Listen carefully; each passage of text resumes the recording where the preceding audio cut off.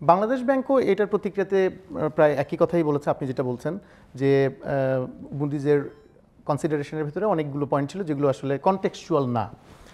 সেই ক্ষেত্রে মানে আপনি তো ব্যাংকিং সেক্টরে লম্বা সময় ধরে আছেন, আমার প্রশ্ন আপনার কাছে যে এই ধরনের এজেন্সির রেটিং দ্রুত সময়ের ভেতরে বাড়ানোর জন্য আমরা আসলে কী করতে পারি? সেটা প্রাইভেট সেক্টর হোক, গভর্নমেন্ট হোক, সব মিলিয়ে কি চেষ্টা করা যেতে পারে? যেটা আমাদের প্রথম যে আমরা রিফর্মগুলো বলছি, কথা বলছি, সেটা আক্ষরিক অর্থে এবং সেটা যৌক্তিকভাবে এবং প্রায়োগিক দিক থেকে we should implement that.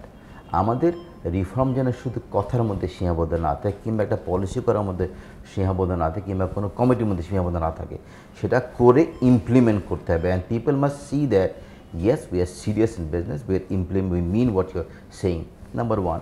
So আপনার যতগুলো রিফর্ম আছে, যেগুলো কথা বলছে, সেগুলো আমাদেরকে করতে হবে। Financial sector reform, judicial sector reform, governance framework, সেগুলো করে ইমপ্লিমেন্ট করতে, এবং সেগুলো কী কাজগুলো করলে বিশ্ব আমাদেরকে দেখবে yes we are serious about this, সেইগুলো ইনশিওর করতে হবে। I am sure we all know what we need to do.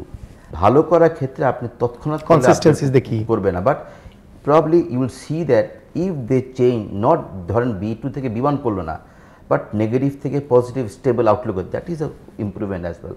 So gradually improve করার ক্ষেত্রে এই জিনিসগুলো যত দ্রুত সম্ভব আমাদেরকে করতে হবে। করলেই আমরা ওদের কাছ থেকে একটা পজিটিভ ইম্প্যাক্ট, পজিটিভ রেসপন্স পেতে পারি।